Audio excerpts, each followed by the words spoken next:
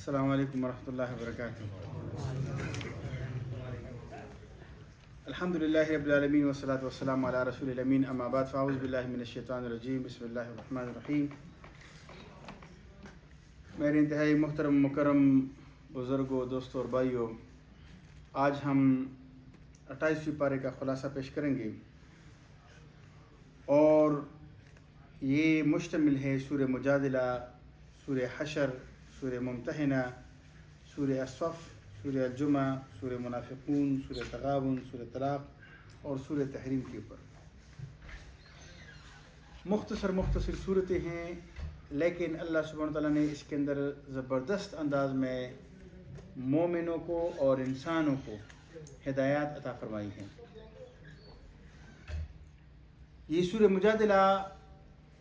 مجادلہ کہتے ہیں بحث اور مباحثے کو، اور اس سورہ یہ مدنی سورہ ہے، اور اس کے اندر اللہ سبحانہ وتعالیٰ نے معاشرتی مسائل کہ جو ہم معاشرے میں زندگی گزارتے ہیں، وہ جو مسائل ہمارے سامنے آتے ہیں اس کا حل کیا ہے، اجتماعی آداب، حزب اللہ کا گروہ اور حزب الشیطان، شیطان کا گروہ، اس کی وضاحت اللہ سبحانہ وتعالیٰ نے فرمائی ہے کہ کون سا گروہ حزب اللہ ہے، اللہ والا ہے، اللہ کا گروپ ہے، اور کون سا شیطان کا گروپ ہے۔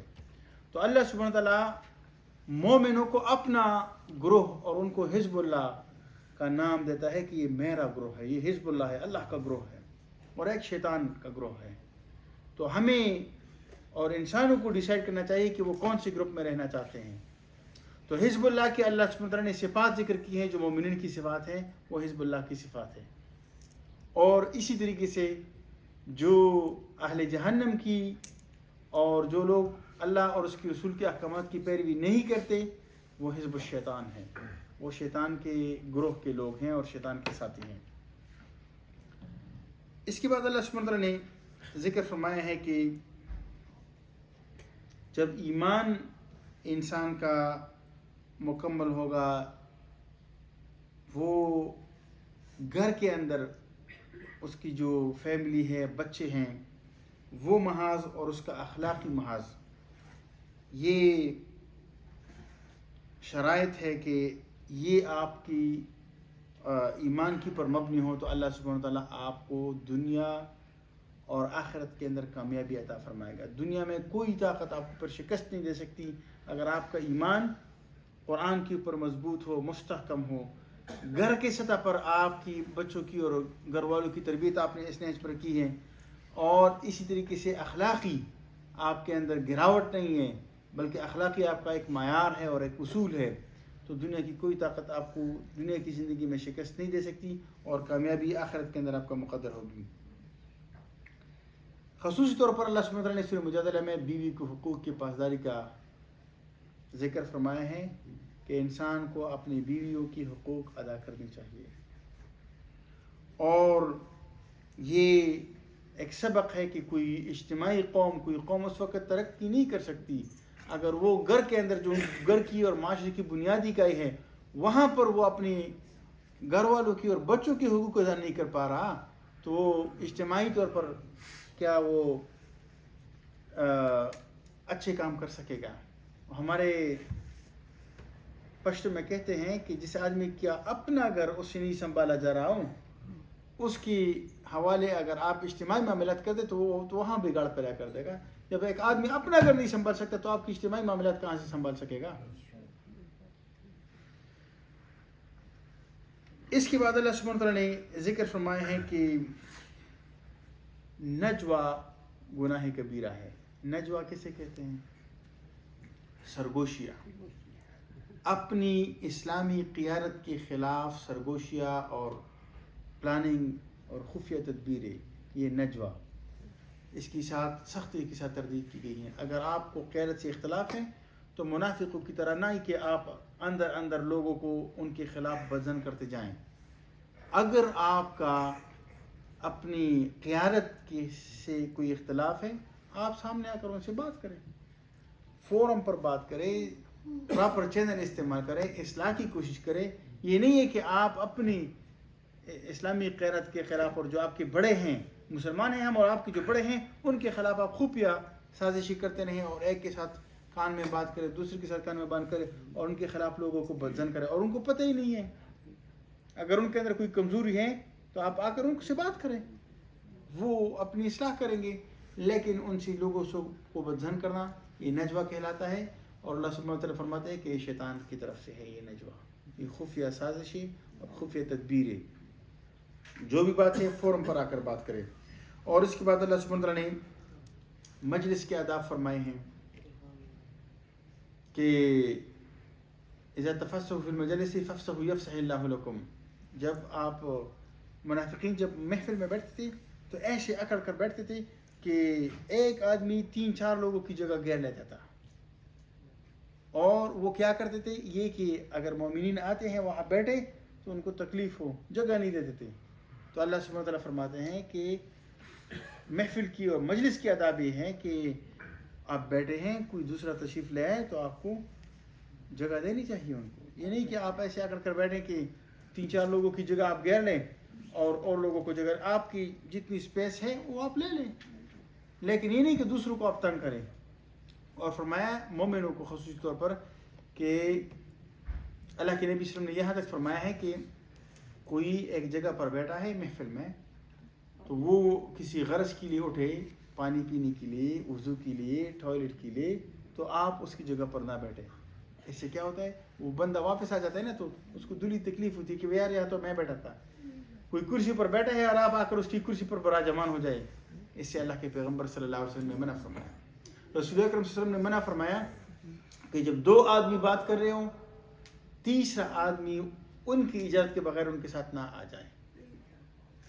یعنی 2 آدمی بات کر رہے ہیں تو تھوڑا صبر کرو، وہ اپنی بات کمپلیٹ کرے تو پھر آپ، یا اگر آپ کو جلدی ہے آپ ان کے ساتھ ملنا چاہتے ہیں تو اجازت لے کر ان دونوں کے ساتھ مداخلت کرو، ان کے ساتھ بیٹھ جاؤ.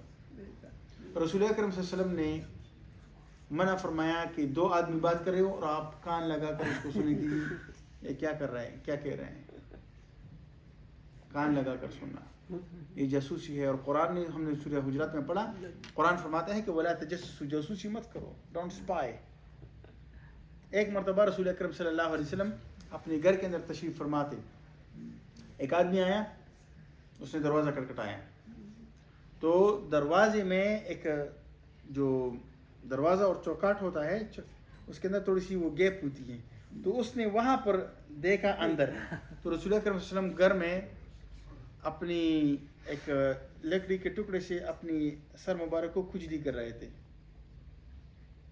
ایک سٹک سا تھا، اس کے ساتھ اپنی وہ کھجلی سر میں کر رہے تھے.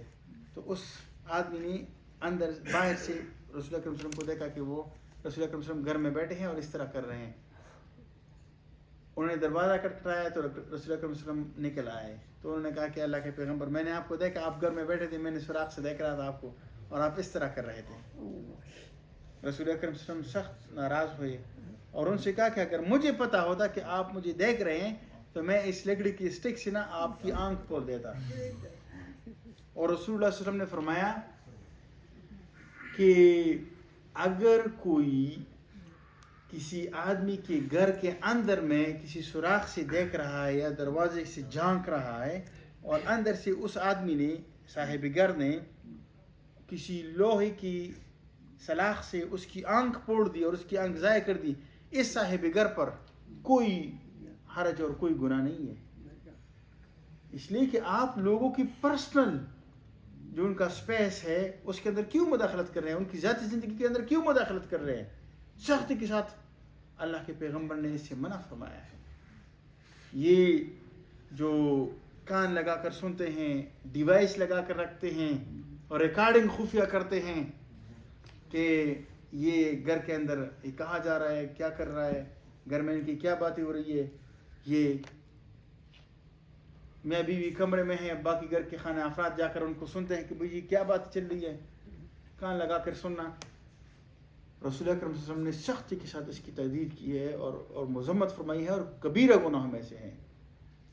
رسول اکرم صلی اللہ علیہ وسلم نے فرمایا کہ اگر آپ کو کسی کی کوئی کمزوری یا کسی عیب کا پتہ چل جائے تو اس کے اوپر پردہ ڈالو، اس کے ٹوہ میں نہ لگو کہ بھئی یہ کیا ہو رہا ہے، پیچھے مت پڑو۔ رسول اللہ صلی اللہ علیہ وسلم نے فرمایا کہ جو مسلمانوں کی جو خفیہ خبریں ہیں اور خفیہ چیزیں ہیں اس کی پیچھے لگ جاتا ہے اور اس کو لوگوں کے سامنے لانے کے لیے کوشش کرتا ہے، اللہ سبحانہ وتعالیٰ اس آدمی کو ذلیل کرے گا، اگرچہ وہ اپنے گھر کے اندر کیوں نہ بیٹھا ہو، گھر میں بیٹھ کر اللہ سبحانہ وتعالیٰ اس کو ذلیل اور رسوا کرے گا۔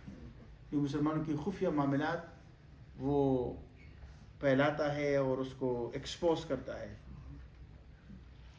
تو اس کے بعد اللہ سبحانہ وتعالیٰ نے منافقین کی سرگرمیوں کا اسلامی ریاست کی طرف سے سختی سے نوٹس لیا گیا اور فرمایا گیا کہ یہ منافقین شکست کھائیں گے اور ذلیل و خوار ہوں گے۔ اس کے بعد سورہ حشر شروع ہوتا ہے، مدنی سورہ ہے، اور اس میں اللہ سبحانہ وتعالیٰ نے ذکر فرمایا کہ باطل اس کے لیے ذلت ہی ذلت ہے، اور قرآن میں اللہ سبحانہ وتعالیٰ فرماتے ہیں کہ بل نقذف بالحق علی الباطل فیدمغه فاذا هو زاهق۔ اللہ فرماتے ہیں کہ ہم حق کو باطل کے اوپر دے مارتے ہیں اور باطل وہ پاش پاش ہو جاتا ہے، وہ ٹھہرنے کے لیے نہیں ہے۔ حق کے آگے باطل کبھی نہیں ٹھہر سکتا، لیکن ہمارے پاس حق ہے اور پھر بھی ہم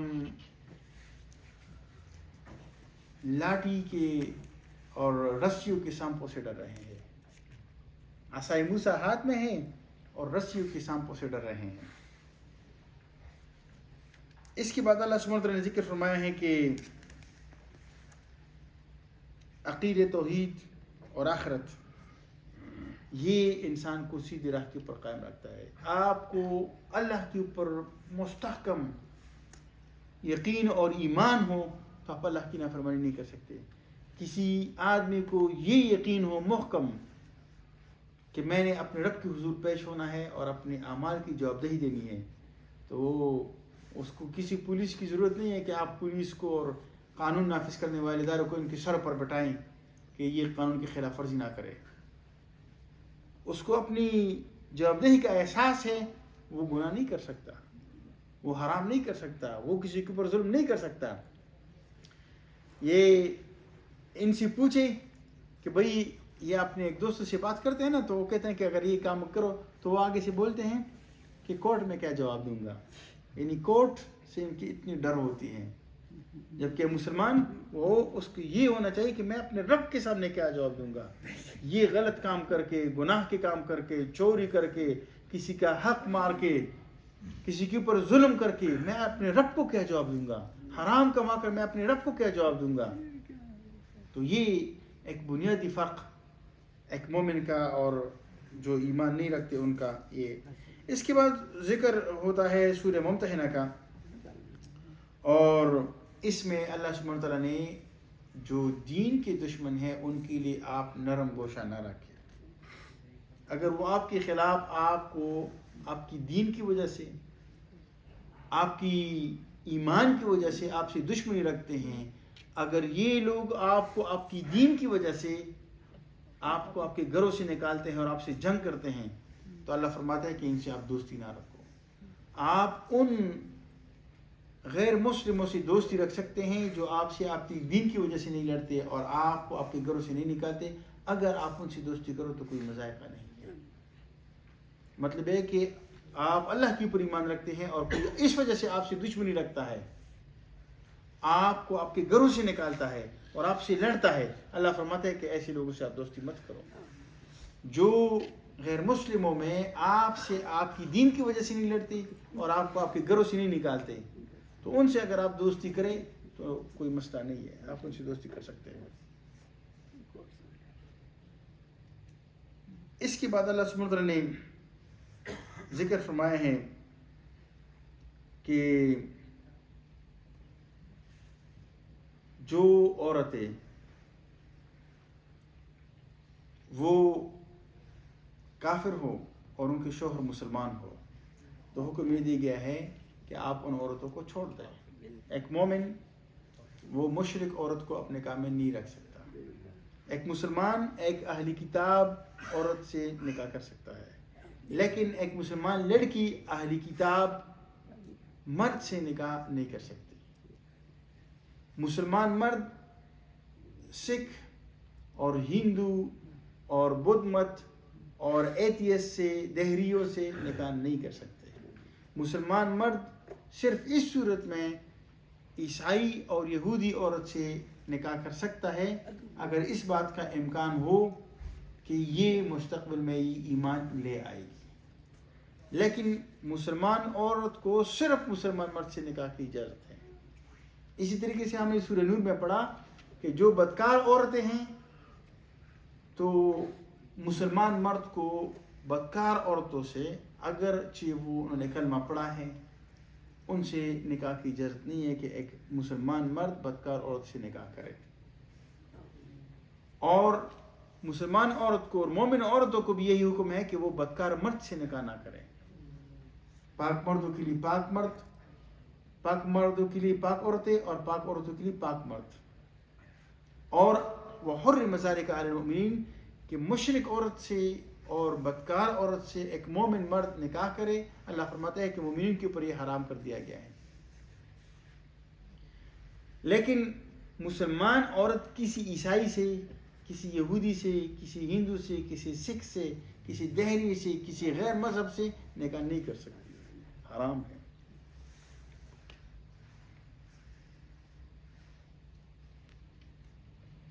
اس کے بعد سورہ صف شروع ہوتا ہے اور اس میں اللہ سبحانہ وتعالیٰ نے ذکر فرمایا ہے کہ محمد رسول اللہ صلی اللہ علیہ وسلم کی بعثت کا مقصد یہ ہے کہ وہ اس دین کو تمام ادیان کے اوپر غالب کرا دے. آغاز میں اللہ سبحانہ وتعالیٰ نے فرمایا کہ ایھا الذین آمنوا لم تقولون ما لا تفعلون، اے وہ لوگ جو ایمان لائے ہو کیوں وہ بات کہتے ہو جو کرتے نہیں ہو. یعنی یہ دو رنگی ہے، ڈبل سٹینڈرڈ ہے، منافقت ہے کہ ایک زبان سے ایک بات کہتے ہو اور کرتے نہیں ہو.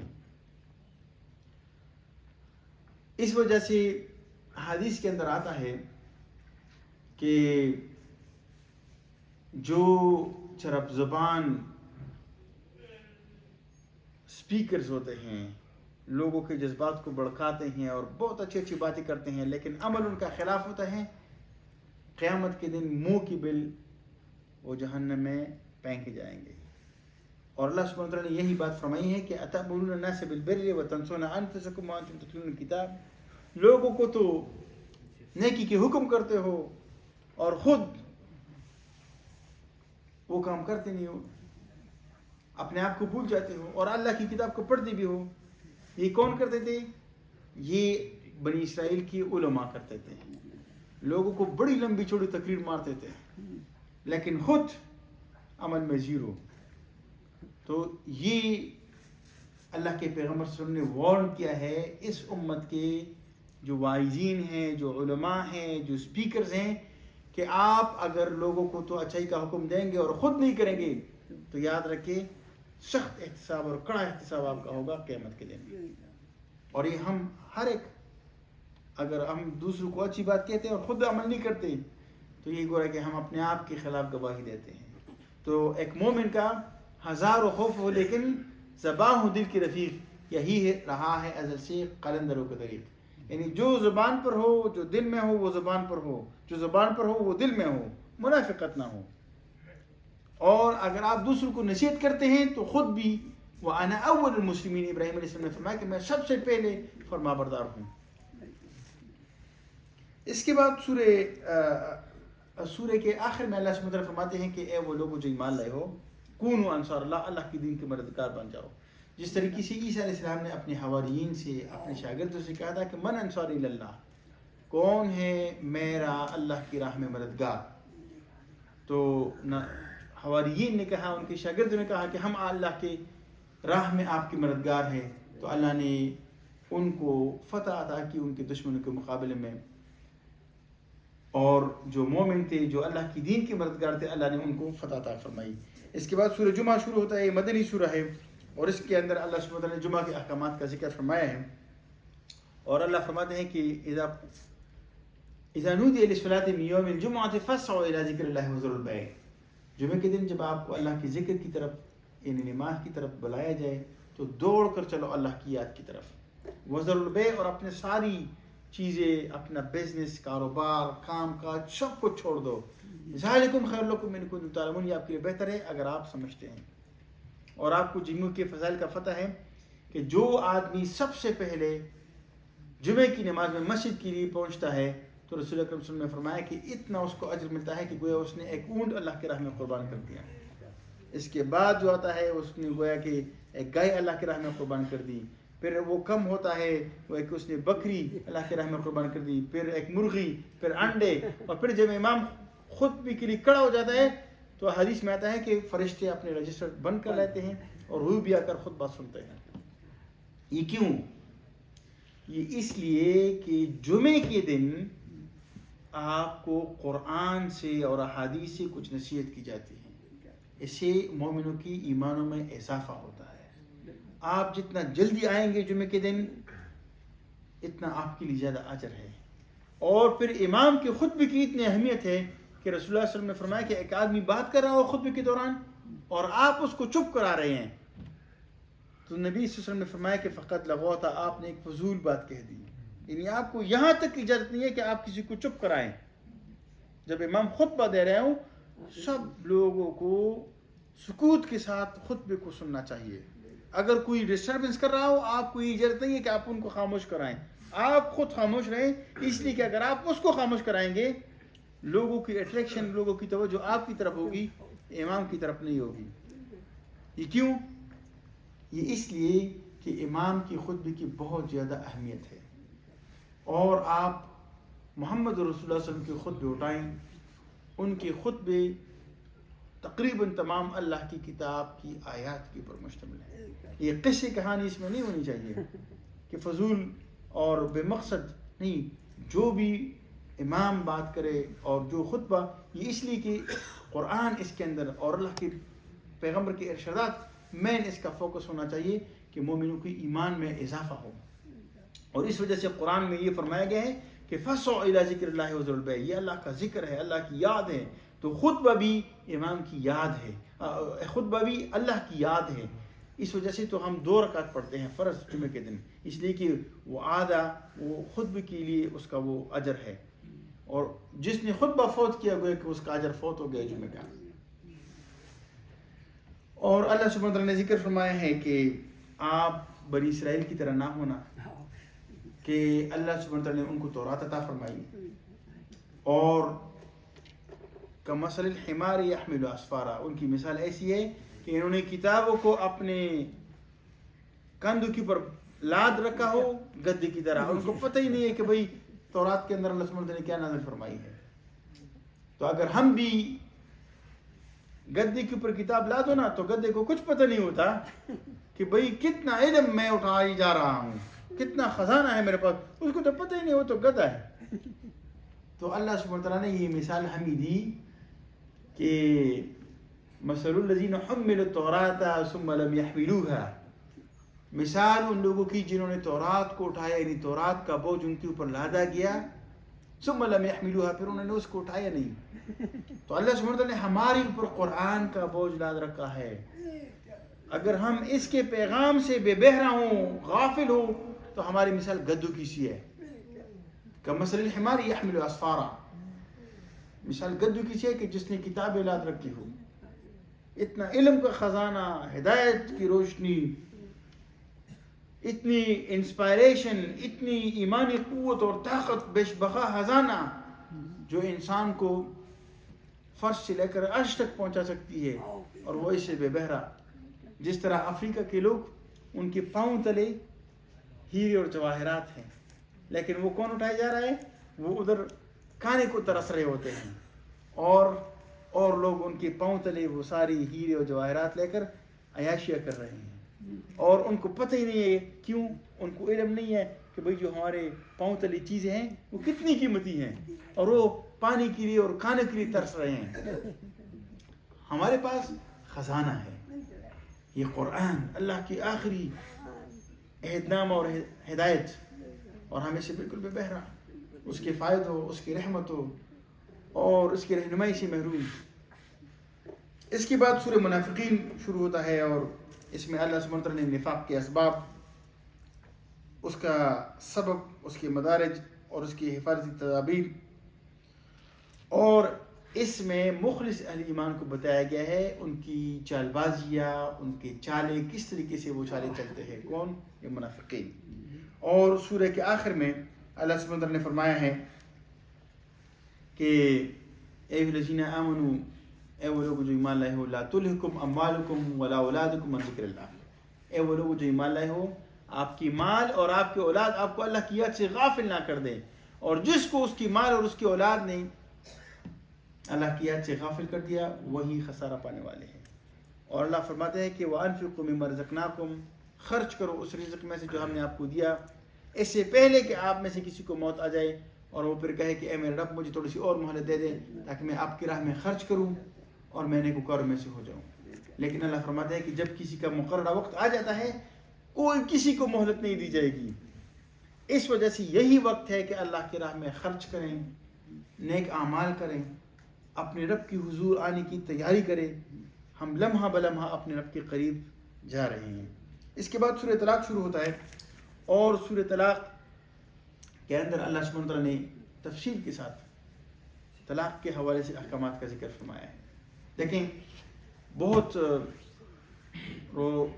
روزانہ کی بنیاد پر اور بلکہ ہر ہفتے فونز کال آتے ہیں طلاق کے حوالے سے. لوگ پوچھتے ہیں، کام کر بیٹھتے ہیں اور پھر آ کر پوچھتے ہیں کہ جی امام صاحب کیا کریں ابھی. تو وہ بات یاد رکھیں، یہ احکامات ہمیں اپنے معاشرے کے اندر پھیلانی چاہیے. ہر ایک آدمی کو سورہ طلاق اور پورا قرآن پڑھنا چاہیے، لیکن خصوصی طور پر جب اپنے بچوں کو نکاح اور خاندان بسانے کی بات آئے تو ان کو یہ سکھانی چاہیے. یک بار ہی اگر ایک آدمی 3 طلاق دیتا ہے اپنی اہلیہ کو، طلاق واقع ہو جاتی ہے. یہ نہیں ہے کہ 3 1 نہیں، 3. اور بہت سارے مذہبی لوگ، پچھلے ہفتے ایک بہت ہی آدمی جو دینی شخصیت میرے سے بات کر رہا تھا تو طلاق کی بات آئی تو کہتے ہیں کہ 3 طلاق ہی اگر میں لکھ کر دے دوں تو کیسے رہے گا. میں نے کہا 3 طلاق تو جائز ہی نہیں ہے، کسی صورت جائز نہیں ہے، یہ حرام ہے 3 طلاق دینا. جبکہ 1 طلاق سے آپ کی بیوی آپ سے جدا ہو سکتی ہو تو کیوں 3 طلاق دے دیں. پھر طلاق کا طریقہ اللہ سبحانہ وتعالیٰ نے ان آیات کے اندر ذکر فرمایا ہے کہ جو آدمی گزر بسر نہیں ہو سکتی تو طلاق ایک حلال راستہ ہے، لیکن اللہ کے ہاں سب سے زیادہ ناپسندیدہ. تو طلاق کے لیے یہ قرآن نے شرائط رکھی ہے کہ جب آپ بیوی کو طلاق دے تو وہ طہر میں ہو، پاکی میں ہو، یعنی پیریڈز یا مینسز میں، حیض میں نہ ہو. اگر وہ حیض میں ہیں اور آپ طلاق دیں گے، طلاق واقع ہوگی لیکن آپ نے گناہ کبیرہ کیا، اللہ کی حکم کی خلاف ورزی کی. دوسری بات کہ جب عورت پاکی میں ہو اور آپ اس کے ساتھ نہ مل چکے ہوں، یعنی ایک عورت پیریڈز میں نہیں ہے، حیض میں نہیں ہے، وہ پاکی میں ہے، لیکن اس پاکی میں مرد اور عورت کا ملاپ ہو چکا ہے تو طلاق نہیں دے سکتے. یعنی آپ کی مجامعت ہو چکی ہے، سیکچول انٹرکورس ہو چکا ہے، تو تب تک آپ طلاق نہیں دیں گے جب تک کہ اس کا حیض آ جائے، حیض سے وہ پاک ہو جائے تب آپ طلاق دیں گے، اور وہ بھی ایک. اسی طریقے سے جو عورت پریگننٹ ہو، جس کا حمل ہو، اس کو طلاق نہیں دیا جا سکتا. طلاق جب اس کا وضع حمل ہو جائے، بچی کی پیدائش ہو جائے، اس کے بعد طلاق دے سکتے ہیں. یہ قرآن نے یہ کنڈیشنز رکھی ہیں کہ آپ اس صورتوں میں طلاق نہیں دیں گے. جو کوئی دے گا طلاق واقع ہو جائے گی، لیکن گناہ کبیرہ اس آدمی نے کر دیا، کبیرہ گناہ اس نے کر دیا.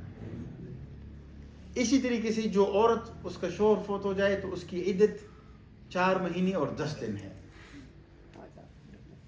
اور اگر کوئی عورت وہ حمل سے ہے اور اس کا شوہر فوت ہو جائے اور 1 گھنٹے بعد اس عورت کا وہ بچہ پیدا ہو جائے، وہ اسی وقت نکاح کر سکتے ہیں، اس کا کوئی عدت ختم ہو گیا. اس لیے کہ شوہر کی وفات کے بعد جیسی ہی حمل وہ بچہ پیدا ہو جاتا ہے تو اس کا عدت ختم ہو گیا. اسی طریقے سے جس عورت کو طلاق ملے اس کی جو عدت ہے وہ 3 مہینے ہے، 3 قمری مہینے، یہ سولر مہینے نہیں، قمری مہینے، لونر مہینے اس کے 3 مہینے ہیں. اور ہمارے معاشرے میں دیکھتے ہیں کہ طلاق ہو جاتی ہیں تو 1 2 3 کر کے فارغ کر دیتے ہیں، اور پھر اس کو کہتے ہیں کہ جی اپنا بیڑیا بستر گول کر کے نکل جا. تو قرآن فرماتا ہے کہ وَلَا تُخْرِجُوهُنَّ، اپنی عورتوں کو طلاق کے بعد ان کے اپنے گھروں سے مت نکالو. وہ عدت شوہر کے گھر میں گزارے گی. عدت کہاں گزارے گی؟ شوہر کے گھر میں. تو بھائی لوگ پوچھتے ہیں کہ بھی طلاق تو ہو گئی ہے، طلاق ہو گئی ہے، لیکن قرآن کہتا ہے کہ آپ نے ان کو نکالنا نہیں ہے. یہ عدت اپنے شوہر کے گھر میں گزارے گی. لیکن ہمارے ہاں کیا ہے؟ عورت وہ تو بھلوا ہو جاتی ہیں، وہ تو گھر چھوڑتی ہیں. قرآن فرماتا ہے کہ ولا یخرجن، عورت بھی اپنے شوہر کا گھر نہ چھوڑے، وہ عدت اپنے شوہر ہی کے گھر میں گزارے. اور مرد کی ذمہ داری ہے کہ وہ عورت کو نفقہ دے، اس کی ساری اخراجات، اس کا کھانا پینا، اس کا شیلٹر، اس کے کپڑے، اس کے اخراجات عدت کے دوران یہ مرد کی رسپانسبلٹی ہے، وہ اس کو دے. اور جو ان احکامات کی پیروی نہیں کرے گا تو وہ مشکل میں پڑے گا. اور جب مشکل میں پڑے گا تو اس کو رونا دھونا نہیں کرنا چاہیے کہ بھئی یہ ہو گیا وہ ہو گیا. یہ تو ہونا ہے. پر جب آپ اللہ کی اور اس کے رسول کے احکامات کی دجیہ بکیریں گے، اللہ اور اس کے رسول کے احکامات کو پاؤں تلے رون دیں گے، تو آپ مشکل میں آئیں گے تو پھر بکتے. اس لیے کہ اللہ سبحانہ وتعالیٰ نے یہ روشنی، یہ ہدایت ہمارے لیے نازل فرمائی ہے. اس پر عمل پیرا ہو کر ہم اپنی زندگیاں آسان بنا سکتے ہیں. اگر ہم اپنے دماغ سے سوچیں گے کہ یہ طلاق تو ہو گئی، اب کیا رہ گیا ہے، لیکن قرآن کہتا ہے کہ نہیں، شوہر کے گھر میں عورت رہے گی. اور آگے سے اللہ سبحانہ وتعالیٰ فرماتے ہیں کہ وَأَحْصُوا الْعِدَّةَ، جب آپ طلاق دے تو گنتی کرے، کاؤنٹ کرے. اور قرآن فرماتا ہے کہ اس کے اوپر 2 گواہ بنائیں. 2 گواہ نہ بنائیں تب بھی طلاق واقع ہوگی، لیکن گواہ بنائیں. ایک آدمی نے اپنی عورت کو 1 طلاق دیا تو اس کے پاس 3 مہینے ہیں. 3 مہینے کے اندر اگر وہ اپنی بیوی کی طرف رجوع کرے تو بغیر نکاح کے وہ اس کی پھر اپنی بیوی ہے. لیکن اس کی جو 3 آپشن دی گئی تھی طلاق کی، اس کا 1 ختم ہو گیا ہے. اس کے پاس ابھی پوری زندگی کے لیے 2 آپشن رہ گئی ہے طلاق کی. اگر کئی سال بعد اس نے ایک اور طلاق دے دیا ہے تو اس کے پاس 1 آپشن رہ گیا. اور اگر تیسری مرتبہ بھی طلاق دے دی تو فارغ، اور اس کے لیے یہ حرام ہو گئی یہ بیوی. اور قرآن نے پھر ذکر فرمایا ہے کہ اگر کوئی آدمی اپنی بیوی کو 3 طلاق دے دے تو پھر اس کا اپنی بیوی کے ساتھ نکاح نہیں ہو سکتا جب تک کہ یہ اپنی مرضی سے کسی اور مرد سے نکاح نہ کرے، اور وہ اور جو مرد ہے وہ اپنی مرضی سے، ان کے آپس میں پھر تعلقات نہ ہو، خراب ہو جائیں، اور وہ اپنی مرضی سے ان کی آپس میں جدائی ہو جائے، تو پھر اگر پہلا والا شوہر اس کے ساتھ نکاح کرنا چاہتا ہے تو پھر نکاح کر سکتا ہے. لیکن اگر یہ نکاح پلینڈ نکاح ہو تو یہ زنا ہے. پلینڈ نکاح جس کو حلالہ بولتے ہیں، کہ کوئی آدمی 3 طلاق دے دے اپنی بیوی کو اور پھر کسی آدمی سے بات کرے کہ آئیں جی آپ جو عورت ہے اس سے آپ نکاح کریں گے، 1 رات یا 2 رات یا 3 رات یا مہینہ آپ کے نکاح میں رکھیں گے، پھر آپ اس کو طلاق دیں گے تاکہ میں اس سے پھر نکاح کر لوں. تو یہ حضرت عمر رضی اللہ عنہ نے فرمایا کہ جو یہ کام کرے گا میں اس کے اوپر حد جاری کروں گا، زنا کا. رسول اللہ صلی اللہ علیہ وسلم نے فرمایا کہ جو یہ حلالہ کراتا ہے یہ آدمی، اس کو کرائے کا آسان بتایا ہے. لیکن افسوس کی بات کہ ہمارے اس برمنگم میں BBC کے اوپر آیا، BBC کے اوپر کہ یہاں حلالہ سینٹرز قائم کر دی گئی ہیں. یہ اسلامی قرآن کے احکامات کی اور اسلامی احکامات کی دجیہ بکیر رہے ہیں. یہ زانی ہیں اور زنا کر رہے ہیں.